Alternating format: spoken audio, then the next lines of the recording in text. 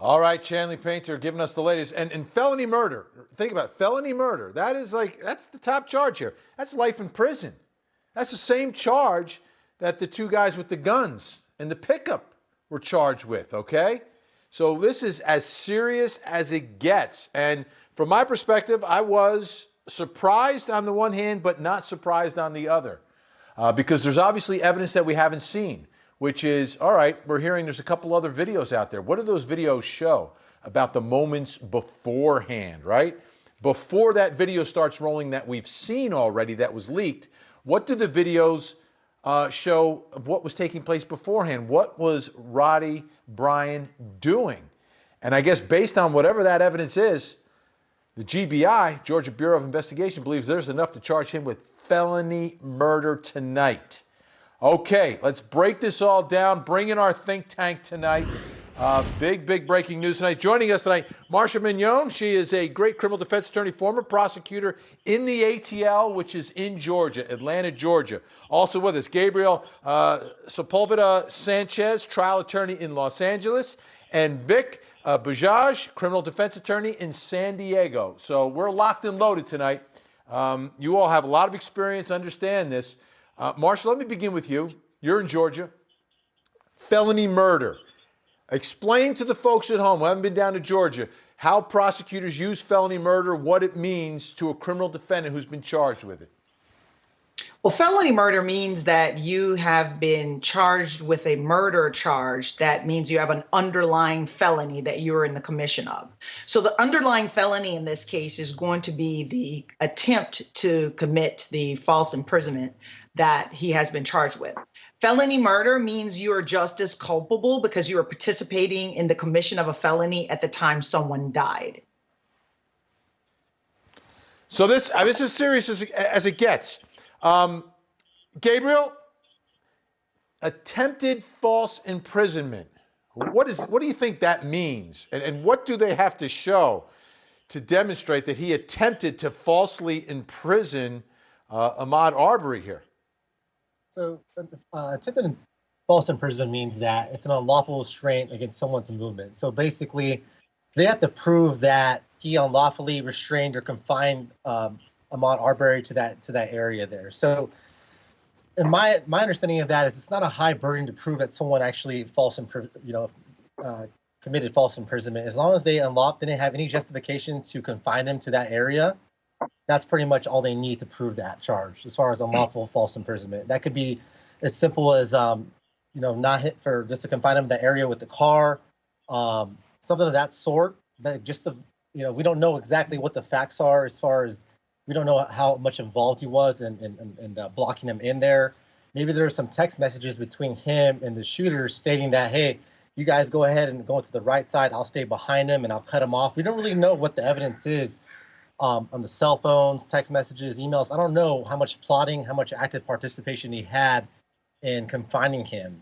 So they have to have some sort of evidence. Gabriel, I'll tell you what his lawyer's saying.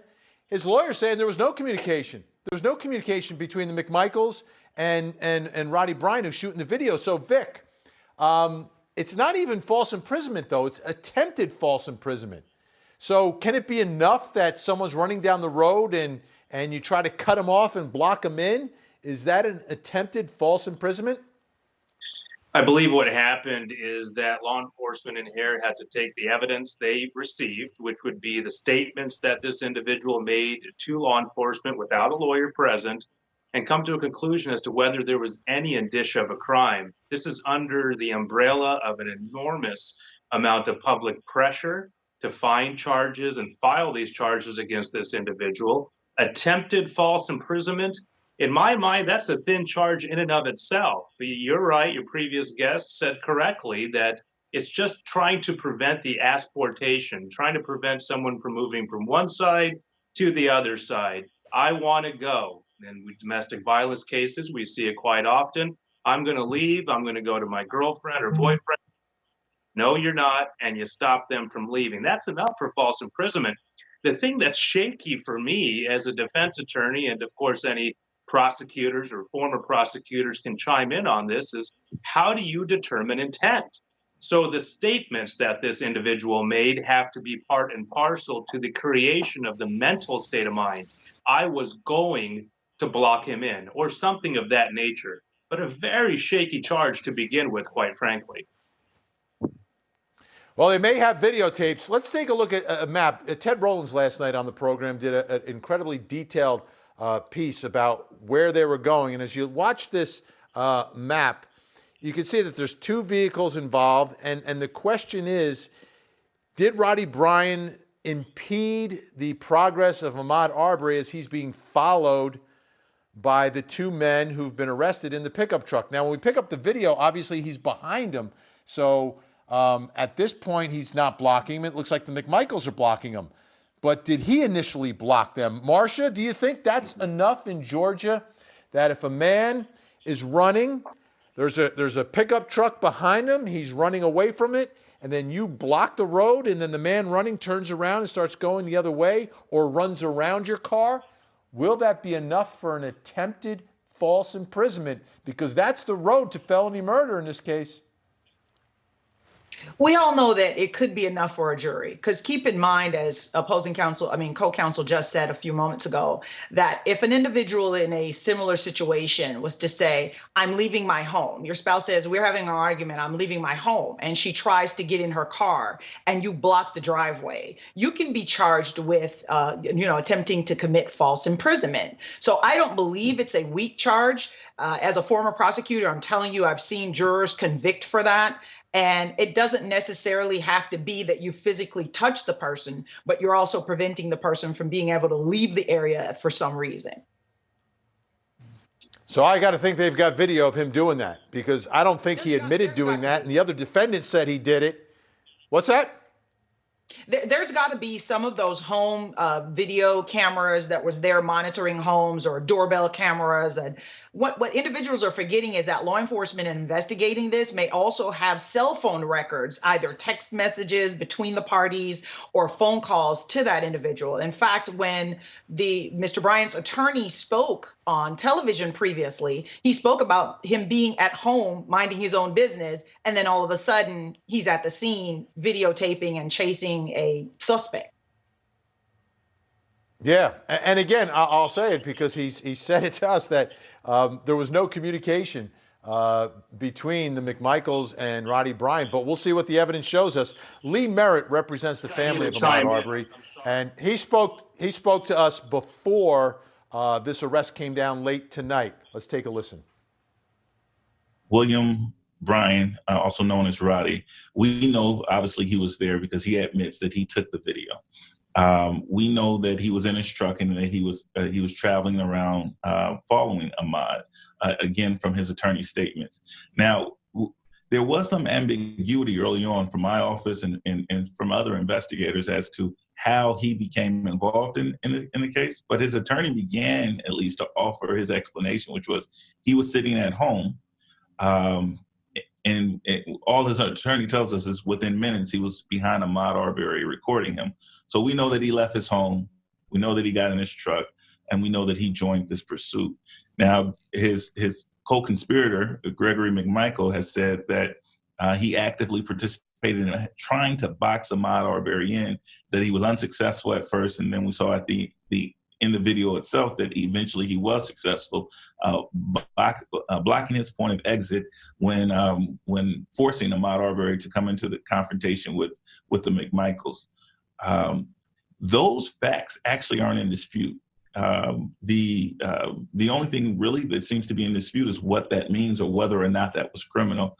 And from my perspective and from our experts, that's clearly playing a key role in this event, and Mr. Bryant will likely have to face criminal charges and prosecution as well. I think that's going to be up to the district attorney and the grand jury. I can say that when someone is murdered and other people participate in, although they may not be the trigger man, a common charge that we see is felony murder, that you participated in this event that caused the death of another human being, and so you will be charged with their murder as well. And he was. Roddy Bryan now charged with felony murder. Gabriel, let me ask you, do you think our system of justice should treat the two guys in the pickup with the guns the same as the guy in the other vehicle with the cell phone? Yes, he was an active participant. Based on, people have to remember that intent can be shown through circumstantial evidence.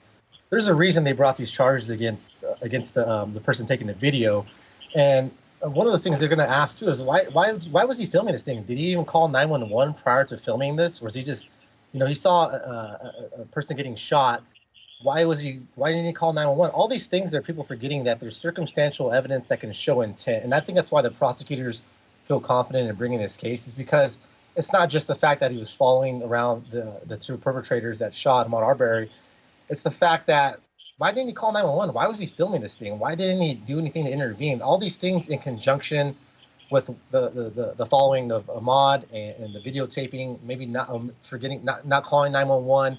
There's a reason these charges are brought in. If they can show that he was aided and abetted into this situation, was an active participant, and wasn't just a witness to the shooting. If they can show that he wasn't just a witness, they have a case, and this guy should go down just like everyone else. That's my opinion. Vic, he voluntarily gave police the video and told police about the video. I don't think anyone in the world other than Roddy Bryan at the time of the shooting knew there was a video of everything that happened.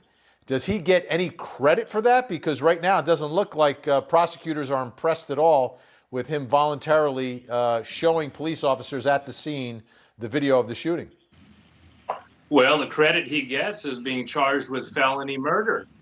I mean, this is a textbook scenario on why you don't make statements when prosecutors and law enforcement officers are looking for evidence and trying to solve a murder case as to whether something was self-defense or not. There's no mystery in this case that he knew these individuals. He lived in the same area. He even made statements that were leaked saying that he recognized the truck but did not recognize the individual jogging. I mean, these are damning statements. These are statements that lead one to believe that the indicia of his knowledge is much greater than his defense attorney ended up saying afterwards. And I have to give a little bit of pushback in regards to our other guest tonight, in regards to the attempted false imprisonment being a non-shaky or a strong charge. I disagree. If you're going to charge somebody with attempted false imprisonment, charge them with attempted false imprisonment. The nexus here is that it wasn't only attempted false imprisonment, but it was also attempted false imprisonment, which led to the death. And so that's why it's a shaky case. I don't think he's going to get any credit at all for producing this video, which is extraordinarily damaging to his case and the co-defendants. And I think if it does anything, it will not provide corroboration for the innocence-seeking statements that he probably tried to give to law enforcement. It's very important to understand this case as an example. We do not encourage people to head on in to make statements in an open investigation without open dialogue with prosecutorial agents in a case. It can prove to be disastrous, as we can see here. So to answer your question, Vinny, which is a great one, I can't see him getting any credit for coming forward with that video. Who knows why he gave that Now, video? not only spoke. Go ahead. No, who knows why he gave that video? People do stupid things. He might have given that video to law enforcement to try to, get himself out of the situation. Oh, here's this video I saw. We don't really that's given too much weight, I think, right now. And who knows what his intent was? But people do dumb things like that, and he could have given that evidence over to law enforcement to, remove himself of the situation when he really was involved. That's right. That's a good point. But importantly, he wasn't the one who produced the video. It wasn't sort of a situation where he gave it to law enforcement. As I understand the factual scenario here, a lawyer provided this video. A lawyer leaked the video to the press, and it was only a couple of 3 days the video, after. But his story, Vic, his story is that at the scene, he showed the video to officers. It was subsequently made public through the lawyer, but Roddy Bryan and his attorney saying, no, at the scene, I invited the police into my car and showed them the video on my cell phone at the scene that day. Roddy Bryan also spoke out not just to police, but he also spoke to Chris Cuomo on CNN. Take a listen. I would just like to say, first of all, I am very sorry to the family. I pray for them every night, as well as my own family. Marcia, your thoughts about Roddy's prayers for the family? It's a sad situation because a lot of times I've seen defendants, and I do defense work, and I've seen defendants believe that I am gathering evidence and what they believe to be evidence to prove their innocence or to exonerate them is actually evidence that digs them deeper into the offense that they're being charged of. I don't believe when Roddy was making this video that he thought he was preparing evidence to show that he was assisting with the commission of a felony. I think he actually thought, I'm showing this young man who we suspect of committing a crime, and I'm helping with completing a citizen's arrest. Unfortunately, ignorance of the law is no excuse. So that's where he's found himself in a situation where I'm recording this because I think I'm protecting myself, and I'm going to show it to law enforcement. And it's going to prove exactly what I wanted to prove, that we got the bad guy and we took him out. And they're going to be happy and they're going to thank me for it. There's a lot of entitlement. And by the way, there. if he's attempting an unlawful arrest, he's guilty. We've got to get to our next story. Next story, Lori Loughlin, when we come back, also known as Aunt Becky from Full House. You know, she's all caught up in the college admission scandal, and her attorneys were fighting it tooth and nail, trying to get it dismissed. Well, guess what? A deal has been struck. The details next.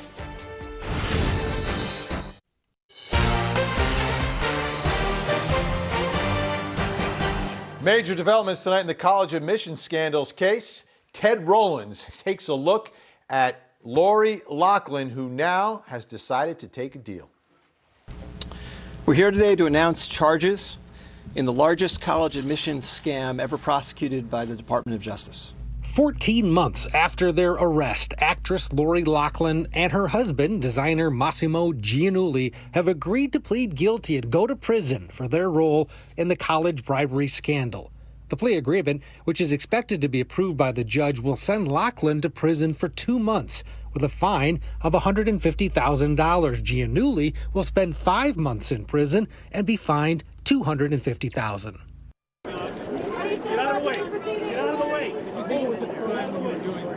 Prosecutors allege that Loughlin and Giannulli paid $500,000 to get daughters Olivia Jade and Isabella into USC. The plan, orchestrated by mastermind turned FBI informant Rick Singer, was to pretend the girls were accomplished rowers.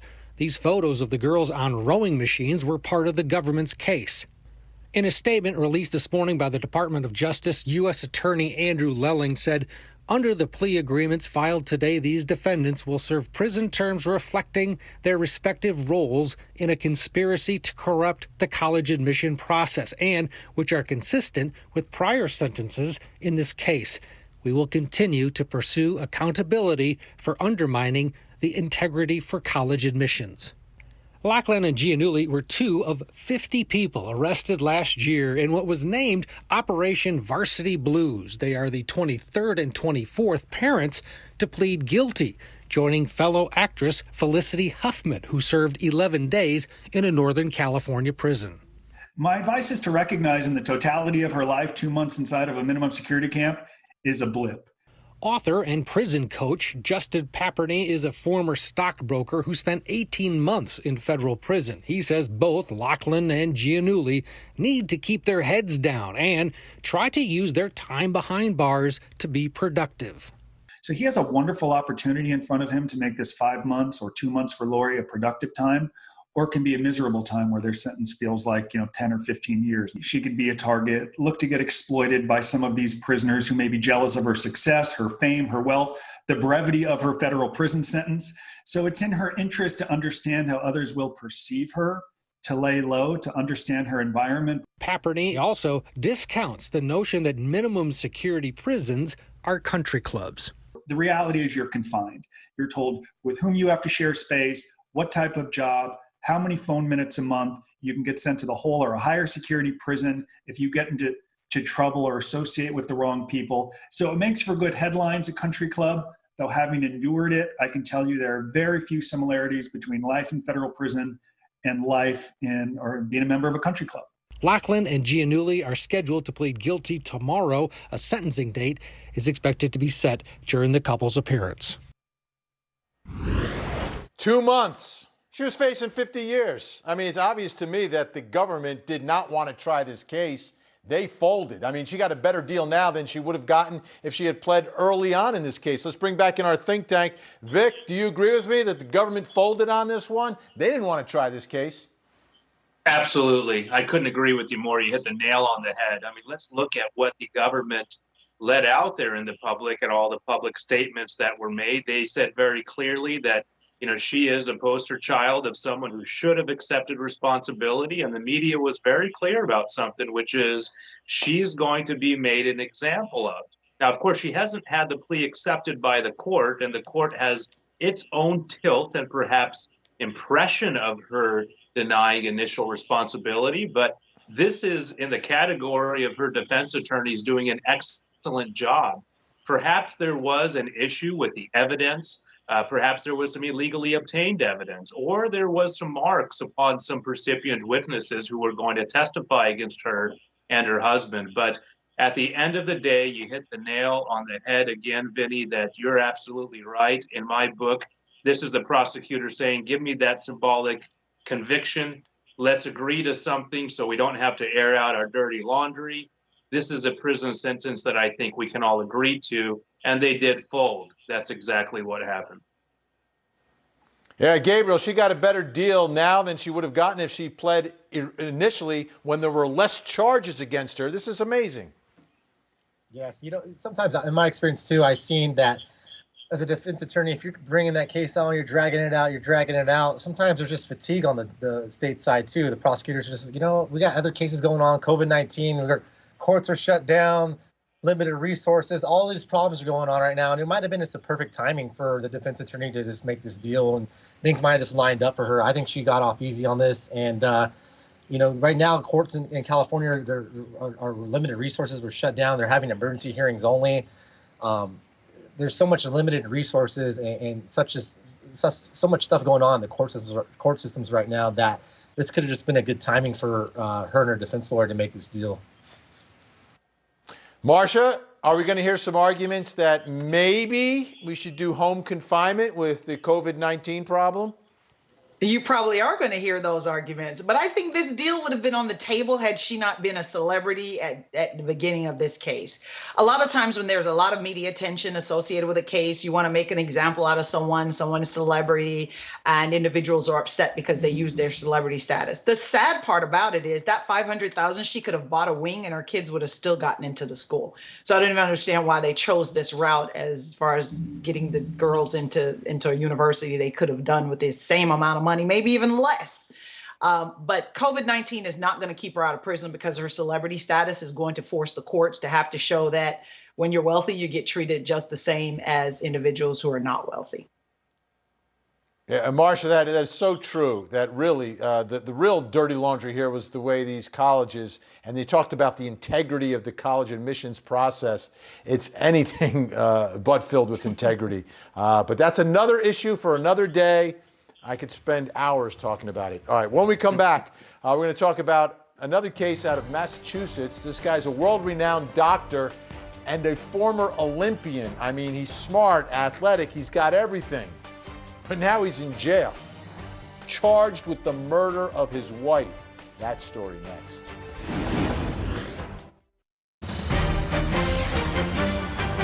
Welcome back to Court TV Live. I'm Julia Janae. With your Court TV news break, we begin with breaking news out of Louisville, Kentucky, where we've been following closely the officer-involved shooting death of EMT worker Breonna Taylor.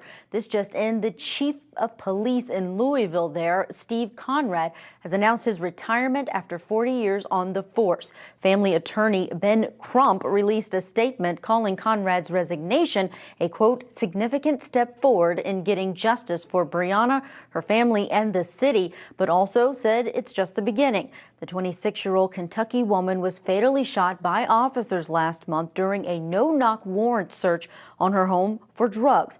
Police say the shooting started in response to Taylor's boyfriend firing his weapon. No drugs were found in the home. And the FBI and Kentucky Attorney General have announced that they are also now investigating that case. And the Colorado stepmom accused of killing her 11-year-old stepson is making new requests to a judge. Letitia Stauch's attorneys say they can't get ready for the upcoming preliminary hearing because video visitation at the jail has been cut off due to COVID-19 restrictions. In a motion filed in the case, the defense demands Stauch be provided her own private video access or be released on bond. She's currently there on no bond. Stauch faces a first-degree murder charge in the death of Gannon Stauch. He was missing for months before his body was located in Florida back in March. Her attorneys are also asking for a continuance to the upcoming June 5th hearing. And over 1,000 pastors plan to go forward with church services defying the California governor's stay-at-home order. This is according to an attorney representing the faith institutions. Governor Gavin Newsom is relaxing restrictions and letting some businesses reopen, but churches are still banned. The Justice Department's Civil Rights Division has warned the governor that this move discriminates against places of worship.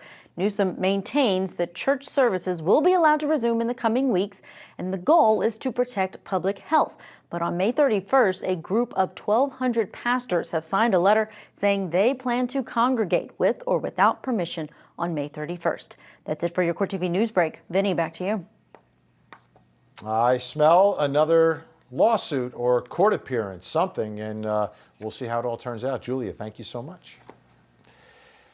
You know, I've covered hundreds of trials through the years, and there's a handful that I remember so vividly. One of them was involving a doctor named Dirk Greinader up in Dedham, Massachusetts, who was accused and then convicted of murdering his wife.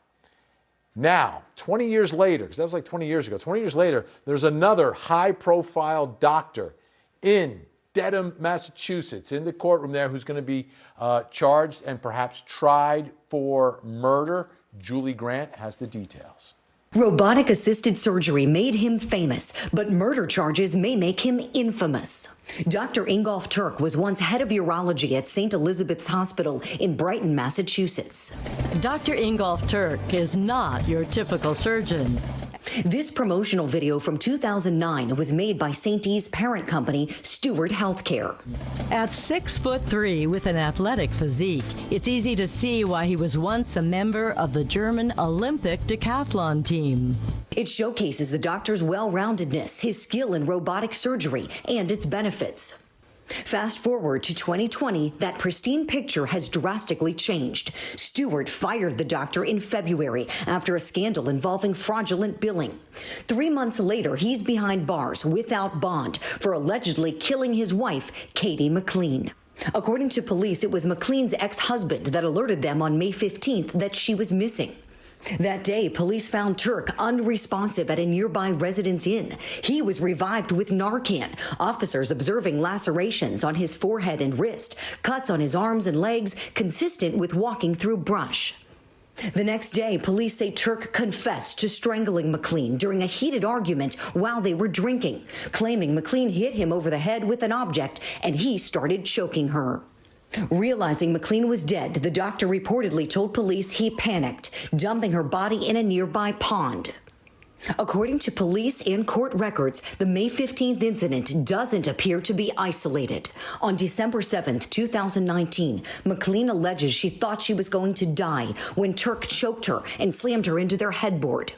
1 week later, the couple married in Las Vegas. Then on January 11th, McLean alleges more violence, saying Turk threw her to the ground after asking if she was cheating.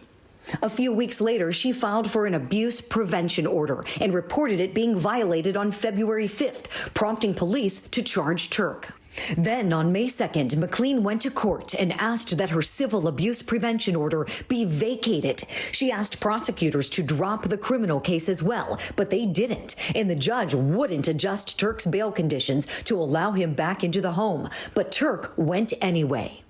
Now, all those past allegations may become an integral part of the state's murder case if they attempt to establish a pattern of domestic violence being carried out by the once highly regarded surgeon.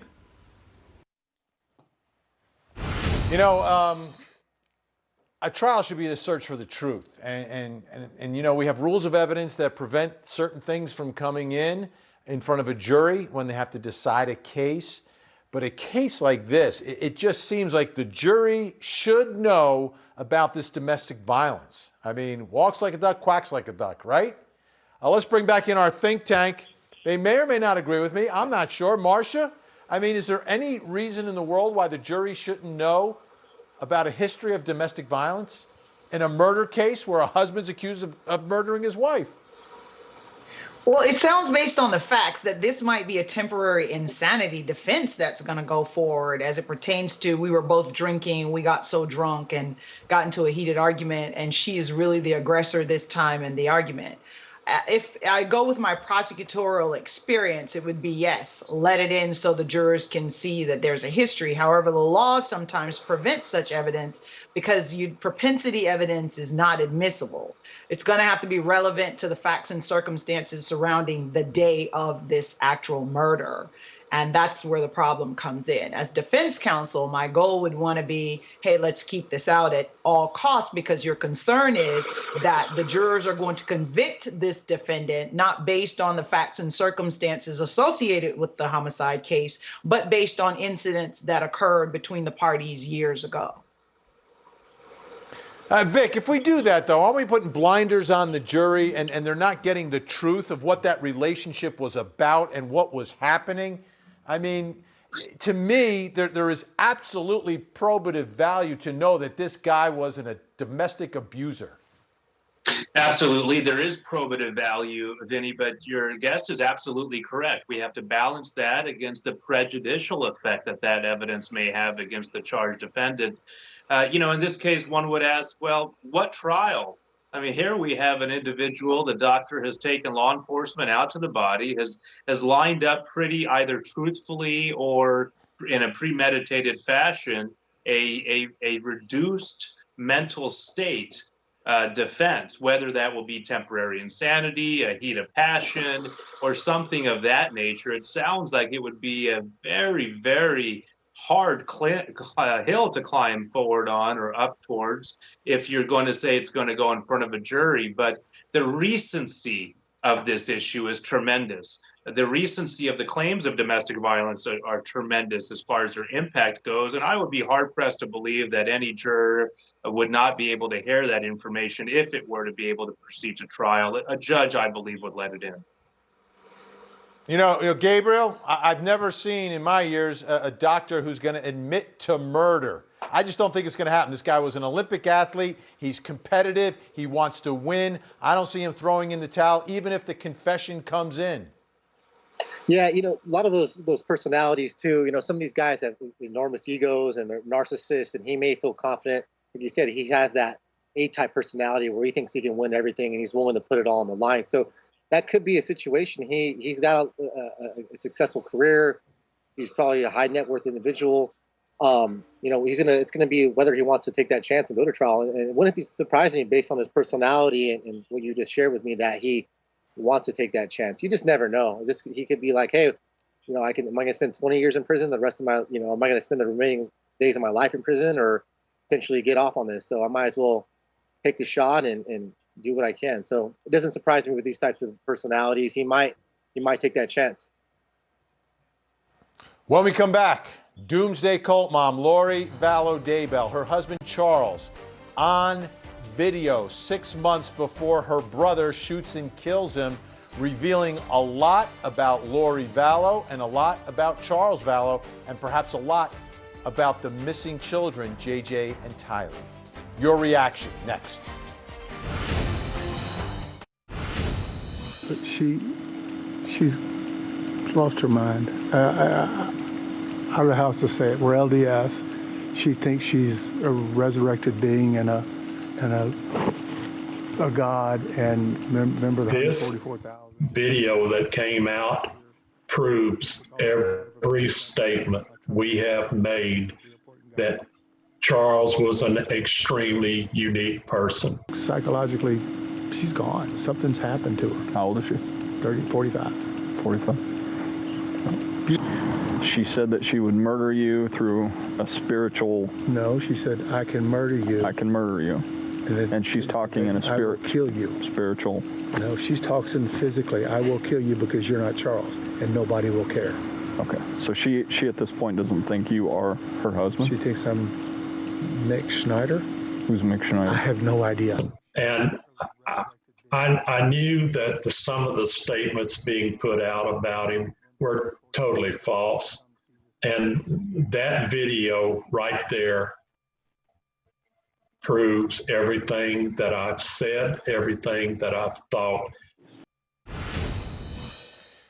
That's Larry and Kay Woodcock, little JJ's grandparents and relatives of Charles Vallow, commenting on that video of Charles Vallow. That's Lori Vallow's fourth husband, shot and killed by her brother. But that's 6 months before that happens, really revealing a lot about Lori Vallow and what was going on in her head. That was their reaction. I've got your reaction tonight from social media, 13th juror. And our comment of the day tonight comes from Nancy, who says, frightening and overwhelmingly sad. Charles seemed like a kind and tolerant man. She must be mentally ill, but the fact that she won't say where her children are is unbelievable. I really don't want to think they're not alive. This is so very sad and heartbreaking. Vic, let me ask you something here. There's no insanity defense in Idaho, but if in fact her attorney believes that she's mentally ill, I mean, what do you do with that? What do you do with that if your client is mentally ill and there's no insanity defense where she's going on trial? Well, you may not have an insanity defense, but you have a competency issue, and you would be hard-pressed to believe that their attorneys would not explore that issue. And this is really an examination of the defendant and whether the defendant understands the process and the proceedings against her in this case, and who the roles are filled by, who's the judge, who's the defense attorney, and who's the prosecutor. So you're absolutely correct that the jurisdiction does not allow for a mental insanity defense, but her competency, given the excerpt that our viewers just saw, would be in play and a very important tool to use. Yadi writes tonight, that Lori Vallow Daybell is a sick puppy. It seems she does everything out of spite. She's all about herself. She doesn't care about anyone. Her husbands didn't mean anything, and certainly not her children. If she can't benefit by something or someone, then they become disposable to her. Lori needs her head examined, which may very well happen. Gabriel, who is this woman? Is she someone who truly believes that the world is ending on July 22nd? Just want to mark your calendars. Or is she someone who's just a bitter divorcee and doesn't care about anyone but herself? I think she's playing everyone. I've seen some other video clips of her making statements to officers, and she appears lucid and competent in those statements. She could be acting like she's crazy in certain situations and then just being competent in other situations. And I think that's just her maybe her way of trying to get away with murder here. So I think she knows exactly what she's doing. I think she knows the nature of her actions, and I don't think she's insane at all. I think she's playing the system and acting like she is with her husband, and then acting like she's not. She's okay with acting like she's competent with other people. So I think she's just playing the game. I don't think she's sick at all. Lisa tonight, not making sense to me why the officer on the scene didn't do a missing persons report that night. Safety of the children, death threats to him, Lori's bizarre behavior was too much to just be ignored. Charles needed the help through the courts to get Lori a clearly needed psych evaluation and some kind of safety plan in place for him and his kids.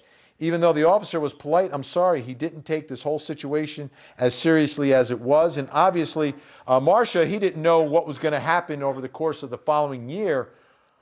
But this is a case where the kids are gone, the car is gone, he's locked out of his own house. Is there anything police could have done there? It's tough. Those situations are tough. Even in situations where someone is not lucid and they're making comments that you think might be causing them to be a threat to themselves or to others, without court intervention, a lot of times when law enforcement shows up and the person is not exemplifying any type of criminal conduct, there's not much they can do. Their hands are tied sometimes. So it's sad to say, but we live in a society sometimes as it pertains to the law where things almost have to go bad before law enforcement who shows up to the scene, such as a scene like that, can do anything about it, like taking anybody into custody or taking her to have a mental evaluation. That's very, very uncommon that they would have that type of authority. All right, we're going to give Tina the last word tonight. This poor guy was afraid for his and the children's life, and rightfully so. It's apparent she has a severe mental health issue that she didn't get help for. Now he is dead, and sadly the children are most likely as well. Those closest to her should hang their heads in shame for not trying to get her help. Would like to thank Marcia Mignon, Gabriel Sepulveda Sanchez, and Vic Bujaj for joining us tonight. Great job. Great to have you on the program. Stay safe out there. And everyone else, we will be back tomorrow from 8 to 11 live here on Court TV. Have a great night. And from a distance, don't forget to hug the kids.